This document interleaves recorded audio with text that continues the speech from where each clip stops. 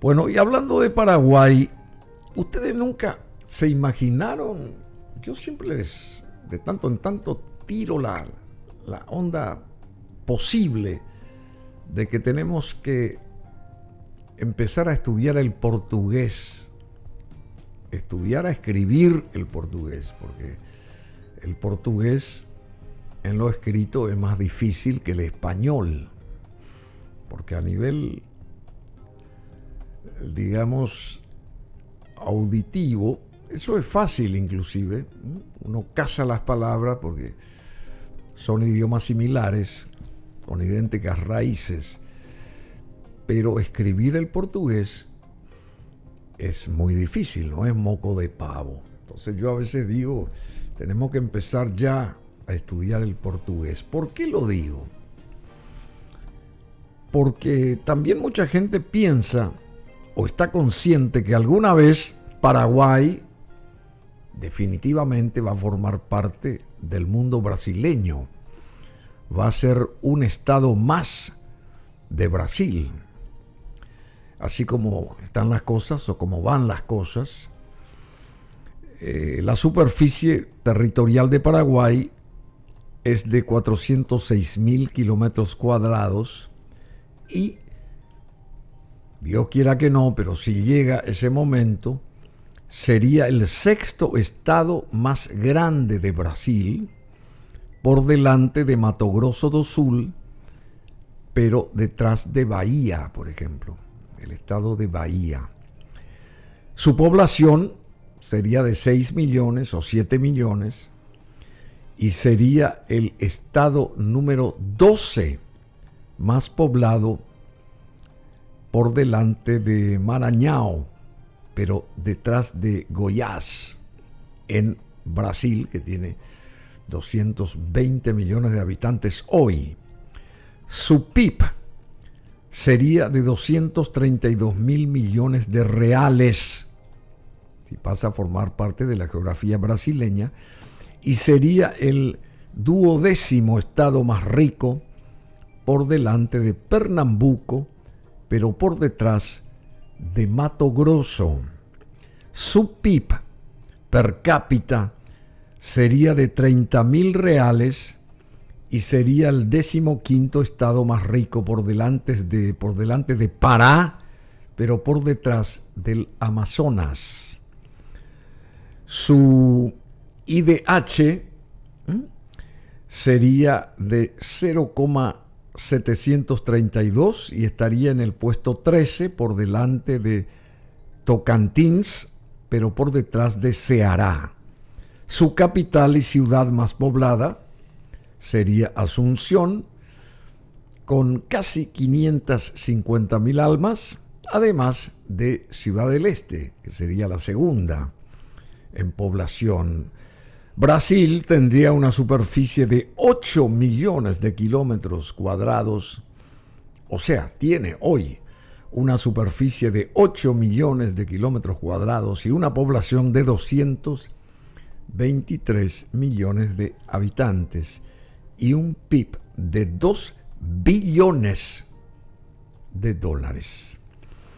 Esto imaginariamente que se podría dar si no nos ponemos las pilas nosotros y si no tomamos el toro por las astas. Esto lo señala, lo escribió el ingeniero Germán Escauriza Casabianca, que está con nosotros acá, ex asesor de la Comisión Especial de Hidroeléctricas Binacionales del Parlasur, del Parlamento del Mercosur.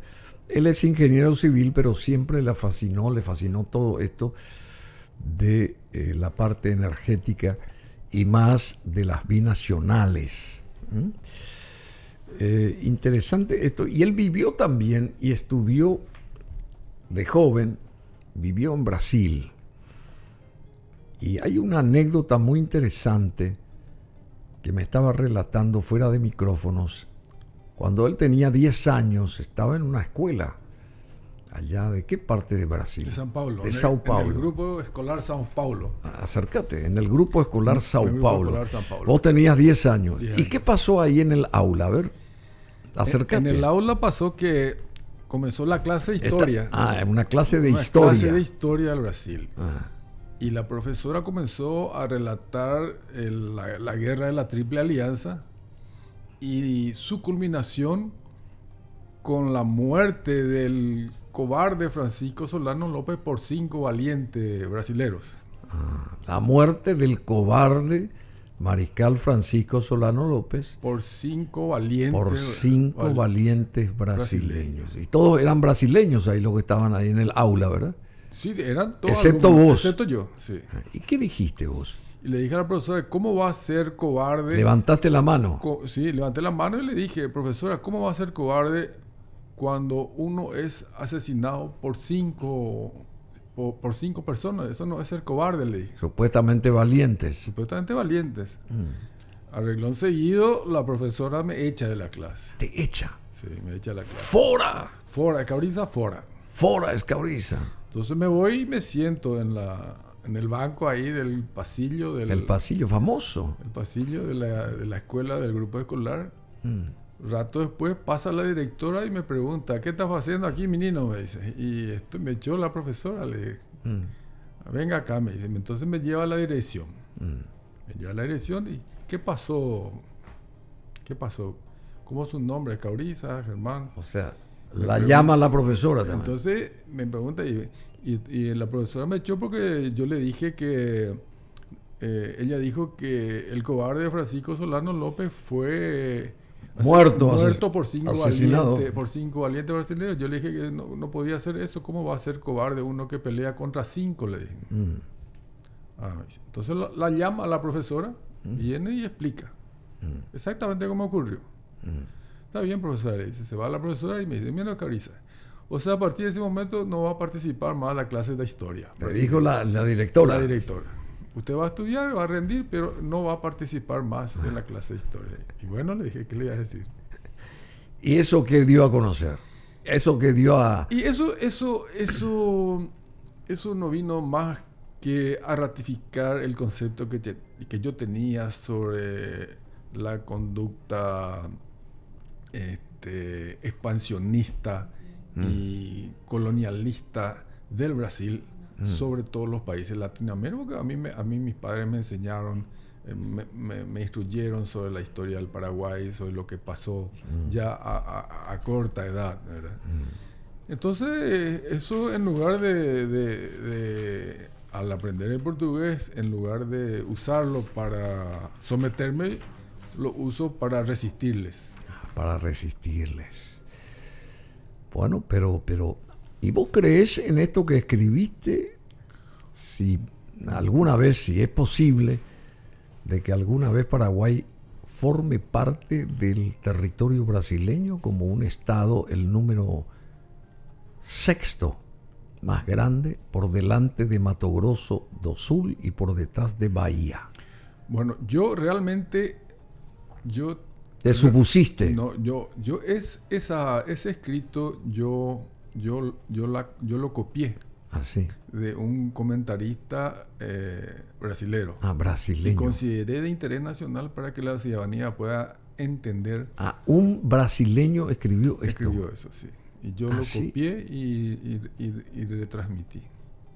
Bueno, pero porque yo a veces digo, a nosotros no nos será más fácil integrar Brasil o seguir siempre peleando, pero ni siquiera peleamos como patriotas, sino entregamos lo que nos corresponde porque no tenemos la fortaleza, no tenemos la hidalguía, no tenemos, ya sabemos todo lo que no tenemos.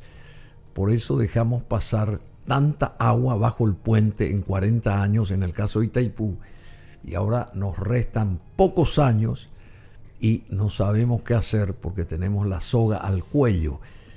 Y si empezamos otra vez a historiar, todo lo que se desperdició es al Pepe porque no vamos a sacar nada de ahí. ¿Qué tenemos que hacer a partir de ahora? Sería la consigna. ¿Y por qué esta evaluación no la hicimos antes No precisamente ahora, porque sabemos que tenemos 3, 4 o 5 años más y después ya se nos acaba toda la energía ahí, o las posibilidades energéticas por parte de la hidroeléctrica, otrora la más grande del mundo. Bueno, Bruno, la cuestión es que hay una cultura de no lectura dentro de toda nuestra sociedad. Cultura de no leer. De no leer. Los estudiantes que salen de la secundaria salen sin conocer la historia del Paraguay, y mucho menos la historia antigua, ¿verdad? No, la historia nuestra. No conocemos, ¿verdad? De 200 poco. Años, un poco más. Entonces se tiene una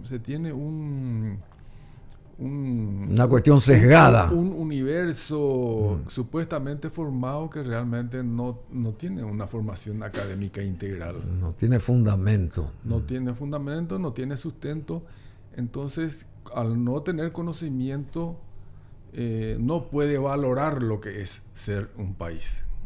No puede valorar lo que es ser un país, claro. Cuando no se conoce, no se puede valorar lo que uno tiene. Y algunos hemos tenido la suerte de poder estudiar un poco más que otros y comenzamos a valorar nuestro país. Y tratamos de defender nuestros derechos soberanos. Y nuestros derechos soberanos, por nuestro desarrollo económico relativo, Bruno, tenemos que realizarnos aferrándonos al derecho. Y sobre todo al derecho internacional público y privado. Bueno, eso decía, hoy lo dijo con todas las letras Theodore Stimson acá, que lo conoce muy bien, pero desde su perspectiva. Esto en Itaipú dice que financiará 1.5 millones de dólares a la Contraloría General de la República para control de hambre cero, dice. ¿Vos sabés esto? Bueno, Bruno, existe tanta información, ¿verdad? Tanta información, y son informaciones para cazabobos. Para cazabobos, porque acá lo que tenemos que hacer es precautelar los intereses del Estado en Itaipú y en Yacyretá. Bueno, hace 40 años. Sobre todo ahora que en Yacyretá transcurrieron los 40 años y ahora en Itaipú los 50 años. Nosotros tenemos que precautelar eso. Entonces, lo que tenemos que hacer es profundizar desde el punto de vista jurídico, técnico y económico cómo precautelar esos intereses. Y sobre todo que esas entidades binacionales han manejado en forma arbitraria un volumen fenomenal, inimaginable por el 99% de la población paraguaya. No tiene idea del volumen de dinero que manejaban esa gente. ¿Quiénes son esa gente? Y esa gente está constituida por ex y actual presidente de ANDE. Ex y actuales consejeros. ¿Qué tiene que ver? Félix Sosa comenzó ahora hace 5 años. Sí, pero Félix Sosa tiene obligación de conocer los documentos jurídicos de la concesionaria Itaipú. ¿Y? Tiene obligación de conocer. Hay que echarle la culpa a él. ¿Qué tiene que ver él? No, yo no le echo la culpa a él. Él es responsable del presupuesto de la concesionaria Itaipú, es el responsable de la fijación de la tarifa, es responsable en representación del Estado paraguayo a controlar los balances, es responsable en representación del Estado paraguayo de controlar el cuadro de resultados de la concesionaria Itaipú y Yacyretá. Esa es su responsabilidad. Y él no está tomando con responsabilidad, seriedad y patriotismo esa invalorable... ¿Vos decís que no está tomando con responsabilidad su cargo? No, su cargo no toma con responsabilidad porque está tomando posturas fuera del marco jurídico que rige para ambas binacionales en contra de los intereses del Estado y pueblo paraguayo. Y bueno, ¿Cómo hay que revertir o tomar el toro por las astas, según vos, a partir de ahora en las binacionales?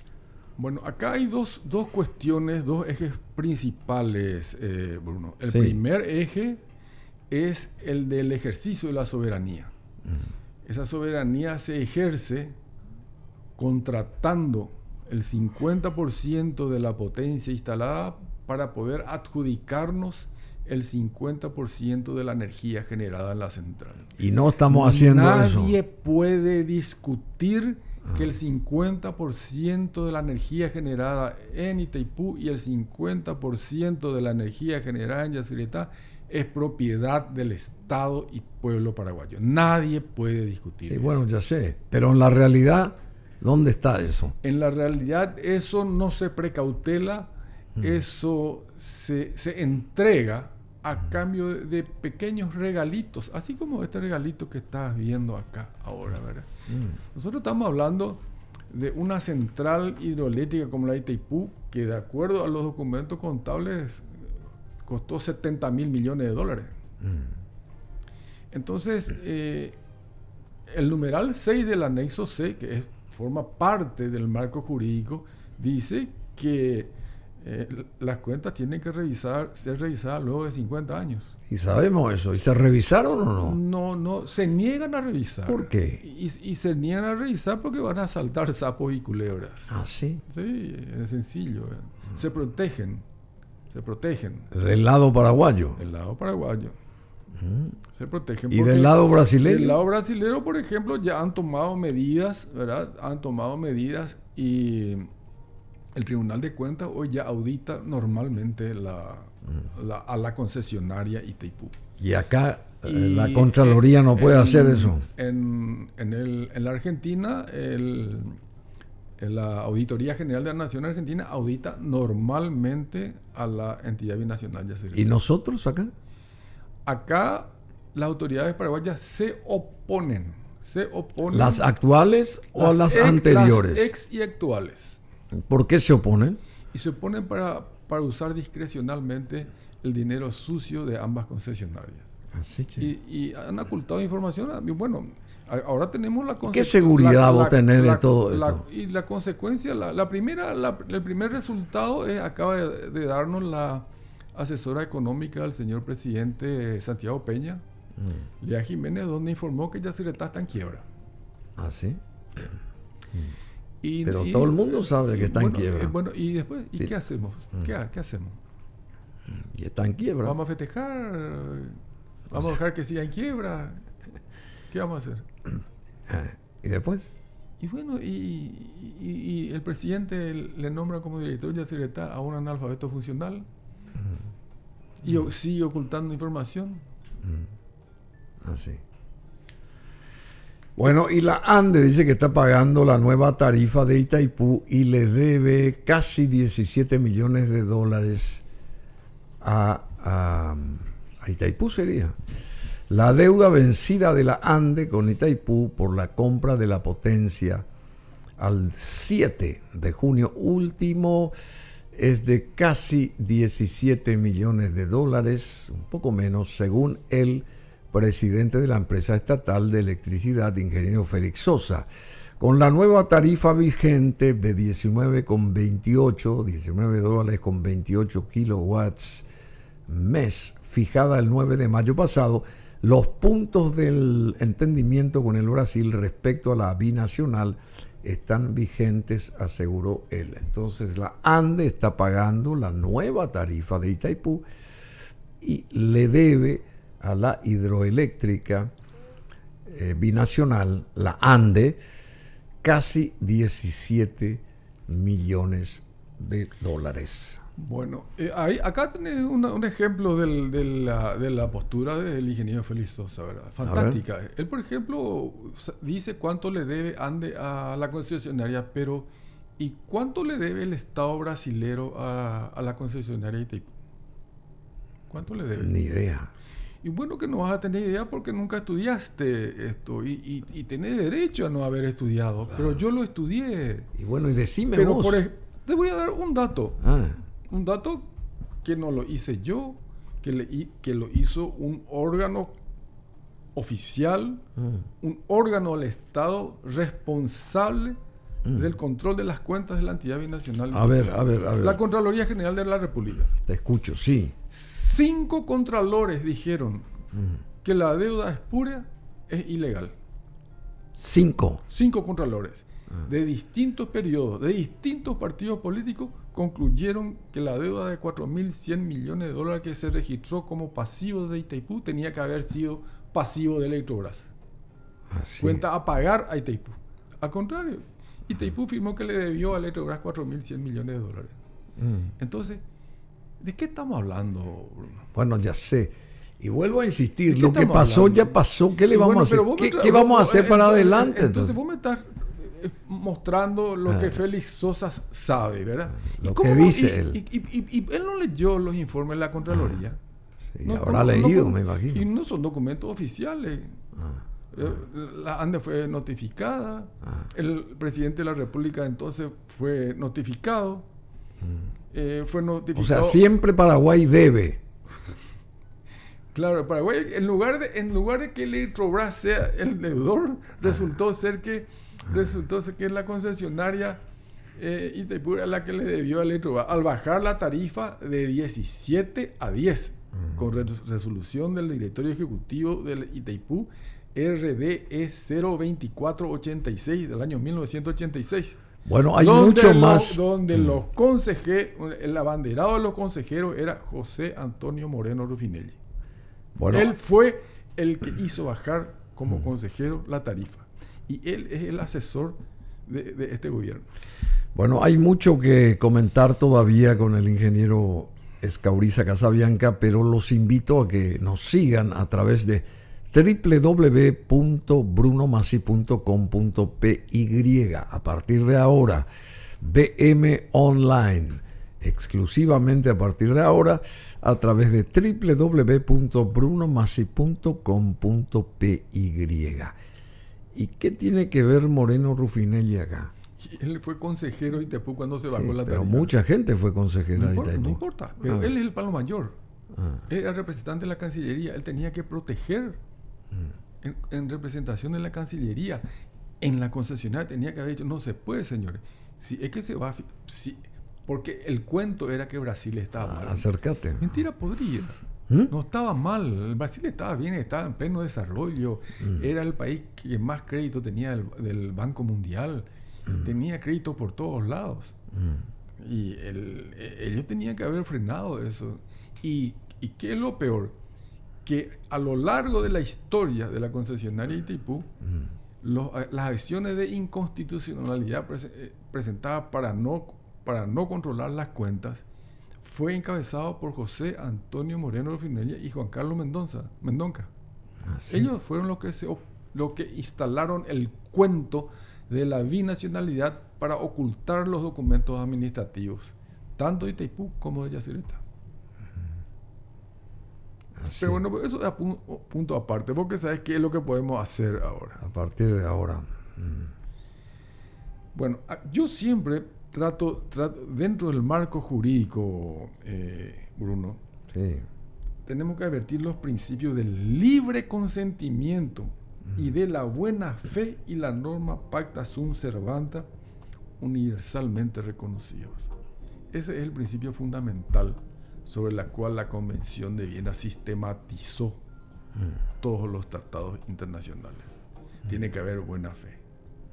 Entonces, si nos remitimos... Y esa buena fe tiene que surgir tiene que haber no solamente en las autoridades paraguayas. Claro, eso. ¿Por qué se le culpa siempre al Brasil? ¿Y nosotros?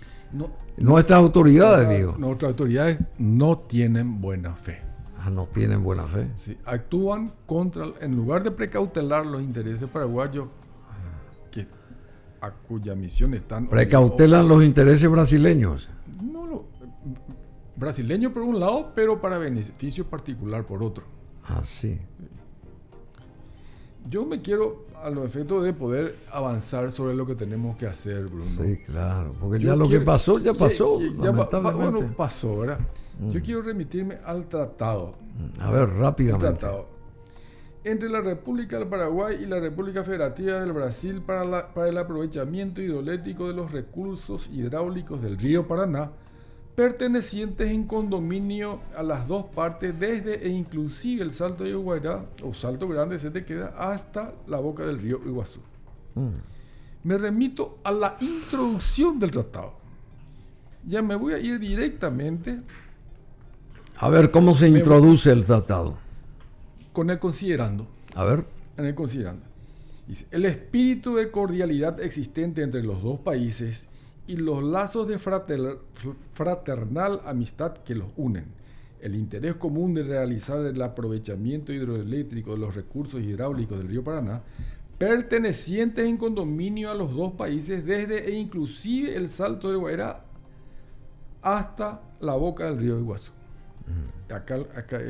Esto es muy importante. Acá menciona, en el considerando está, lo dispuesto en el acta final firmada en Foz de Iguazú el 22 de junio del año 1966, en lo que respecta a la división en partes iguales entre los dos países de la energía hidroeléctrica eventualmente producida por los desniveles del río Paraná en el trecho arriba mencionado.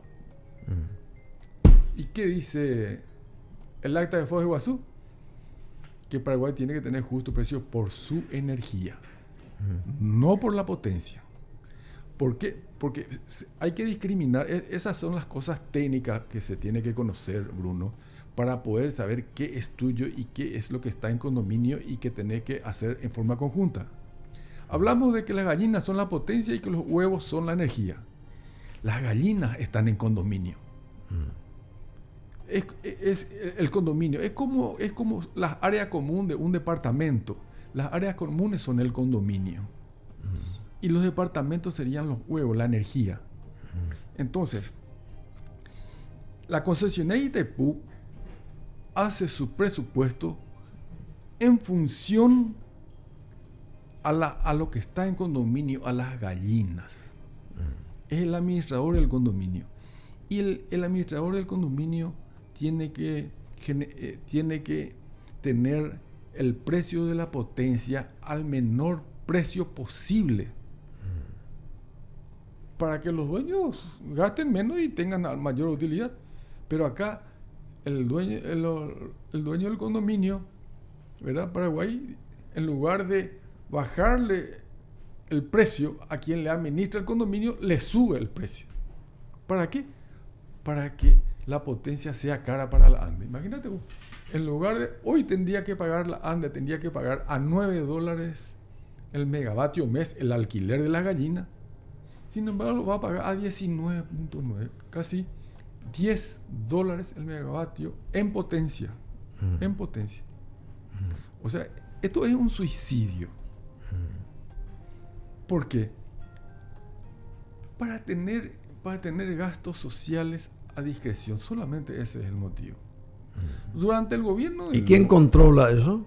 ¿Quién controla qué? Y los gastos sociales, el dinero. Y ese. los gastos sociales, con el bajo patrocinio de Moreno Ruffinelli, dice que es secreto.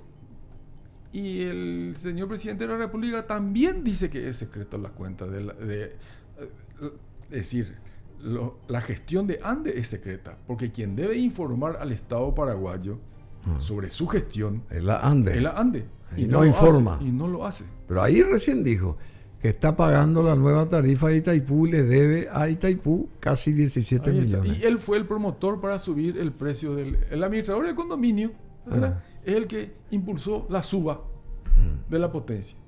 Y si el costo de la gallina es alta, los huevos van a ser más caros. Sí, claro. O sea que nosotros vamos a pagar más caro. Bueno. Para que puedan para usar discrecionalmente una cifra irrisoria de algo así como 130, 140 millones de dólares, el resultante de eso.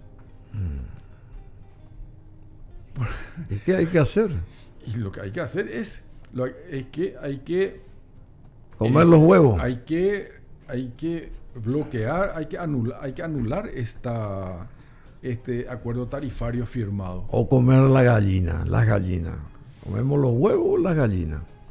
No, acá hay que anular y hay que exigirle a que baje la tarifa, que ande contrate el 50% de la potencia. Porque ¿Y por qué no ¿quién se...? es el dueño de la energía? ¿Quién es el dueño de la energía? La mitad de la energía es Paraguay, ¿verdad? Sí. Y la mitad es... Entonces, Teóricamente. ¿quién puede vender la energía paraguaya? ¿Quién puede vender la energía paraguaya? Y la Andes, supuestamente. Claro, porque la entidad binacional Itaipú no puede vender energía, solo puede vender potencia o solo puede alquilar gallinas. Entonces, para que Paraguay pueda tener un buen precio por su energía, tiene que contratar el 50% de la potencia instalada. Acá te voy a leer acá lo que dice el anexo. O sea, en cuanto a eso, te dice: la división en partes iguales, definiciones, condiciones de abastecimiento. La división en partes iguales de la energía establecida en el artículo 13 del tratado será efectuada por medio de la división de la potencia instalada en la central hidroeléctrica. O sea, para poder acceder a la mitad de la energía tenés que contratar la mitad de la potencia. ¿Y qué le conviene al Estado paraguayo? Que el alquiler de la gallina sea alto o que sea bajo. Sea bajo. Y bueno, y hacen al revés. Porque lo que no usamos nosotros se le cede a Brasil. Claro. ¿Cuándo Paraguay cede su energía? Cuando Andes no contrata la potencia. ¿Y por qué no contratan? Y no contrata potencia porque se terminan los beneficios particulares. Ah, sí. Se terminan los Nepo Babies, se terminan las donaciones para las ONG, se terminan las donaciones para la Iglesia Católica, para la Iglesia Mormona, para dinero para la Católica. Te voy a contar un hecho realmente Se nos va ya el programa. fantástico que ocurrió en la Universidad Católica. A ver, rápido, por favor. Yo organicé, ¿verdad?, con el ingeniero Orlando Valdés, en representación de la Comisión de Seguimiento, ya sea un simposio en la Universidad Católica para estudiar el acuerdo Macri-Cartes. ¿Y después? Se hace el simposio con profesores de toda la Universidad Católica, de la Facultad de Economía, de Ingeniería. Bueno, mucha gente importante. Mucha gente importante del claustro de profesores de la Universidad Católica. Se concluye que el acuerdo Macri no era conveniente para los intereses del Estado paraguayo y que no se tendría que sancionar en el Poder Legislativo. ¿Y? Se termina, se firma todo y a la semana siguiente el presbítero Narciso Velázquez, Que sigue estando ahora. que sigue estando como rector de la universidad, se niega a entregar los documentos a la prensa. Entonces yo converso con el líder Son pretexto de... sobre pretexto de que no estaba el monseñor, que el monseñor. Bueno. Pero yo le dije, pero esto ahora se está cocinando, esto ahora, rector, le dijo. No, yo no puedo hacer eso. Ah, bueno, le dije. Entonces yo me fui nosotros entregamos, porque fue un trabajo realizado por la Comisión de Seguimiento de Yacyretá del Poder Legislativo y por la Universidad Católica. Entonces nosotros entregamos el documento oficial a la Comisión de Seguimiento de Yacyretá, que en ese momento estaba liderado por el senador Tito Sayer. El Tito Sayer agarra, lee el estudio y le explicamos todo lo que pasó, todo lo que estaba pasando. Entonces la Comisión de Seguimiento de Yacyretá toma como propio ese informe y remite a la plenaria del Poder Legislativo el informe del simposio donde se recomendaba el rechazo de...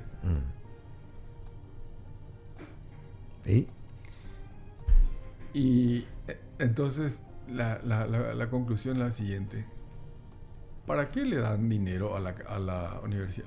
Después nos enteramos que hubo una donación de Itaipú para la Universidad Católica y en consecuencia se llamó a silencio. En lugar de dar el informe, para el que rector, nos entreguen los papeles. en lugar de él leer el informe, tuvo que leer la Comisión de Entes Binacionales de Seguimiento de Yacyretá, que era Tito Sayer. Germán Escauriza Casabianca, ¿qué te puedo decir? Sino hay que seguir luchando, Sí, hay que seguir estudiando, y creo que el portugués también nos va a beneficiar a partir de ahora, porque podríamos en cualquier momento ser parte territorial del vecino país llamado Brasil. Y si Paraguay fuera un estado brasileño, sería el sexto estado más grande de Brasil por delante de Mato Grosso do Sul, pero por detrás de Bahía. Para despedirme, Bruno, que para recalcar la postura que siempre hemos establecido, hay algunos que mencionan que el artículo 13 del tratado y el 14 deben ser reformados. Evidentemente que quienes proponen esto desconocen el marco jurídico que rige para la energía paraguaya. Entonces, en el mismo tratado se establece en el anexo C cómo se divide la energía en partes iguales. La división en partes iguales, establecida en el artículo 13 del tratado, será efectuado por medio de la división de la potencia instalada de la central. O sea que Paraguay tiene que alquilar la mitad de las gallinas de la central. Sí. De ser exportador de energía vamos a ser importador en cualquier momento. Y para concluir, para certificar la veracidad jurídica de lo que estamos sosteniendo, es el numeral 2.5 del anexo. A ver qué dice rápidamente. Cuando una entidad decida no utilizar parte de la potencia contratada o parte de la energía correspondiente a la misma dentro del límite fijado, podrá autorizar a la ETIPU a ceder a otras entidades la parte que así se vuelve disponible. ¿Qué quiere decir? Que Paraguay puede contratar la mitad de la potencia, usar los huevos que necesita y los huevos que no va a consumir puede vender. En el 1.1 dice cuánto sigue. Entidades, y la si ANDE, eso dice ahí, la Electrobras o las empresas o entidades paraguayas por ellas indicadas, conforme el artículo 14 del tratado firmado por el Paraguay el 26 de abril de 1973. Bueno, y si dice eso ahí, ¿por qué no se aplica? Porque se venden, Bruno. Nuestras autoridades se venden. Se venden. Sí. Bueno, y a las 13, a las 15, ya no hay tiempo. Solo nomás. A ver. Esto. El 2.6. La energía producida por la Itaipú será entregada a las entidades en el sistema de barras de la central eléctrica en las condiciones establecidas en los contratos de compraventa. Es decir que nosotros no necesitamos invertir $1 para venderle a una empresa brasilera en el estado de San Pablo nuestra energía. No se necesita. No se necesita.